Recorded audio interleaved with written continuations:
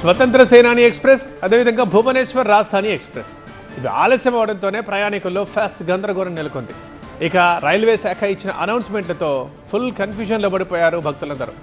రైళ్లు ఏ ప్లాట్ఫామ్ మీదకి వస్తాయో చెప్పడంలో ఇక్కడ ఘోర వైఫల్యం కనిపించింది. ముందు ఒక ప్లాట్ఫామ్ అని చెప్పారు, తర్వాత మరొక ప్లాట్ఫామ్ అని చెప్పడంతో 2 ప్లాట్ఫామ్ల మధ్య నుంచి జనం అటు ఇటు ఉరుకులు పరుగులు తీశారు. 12వ ప్లాట్ఫామ్ పైకి రావాల్సిన రైలు 16వ ప్లాట్ఫామ్ పైకి వస్తుందని ముందుగా ప్రకటించారు. అట్నుంచి ఇటు పరుగులు పెట్టారు ప్రయాణికులు. కాసేపటికే మళ్ళీ 12కే రైలు వస్తుందంటూ మరో ప్రకటన చేశారు.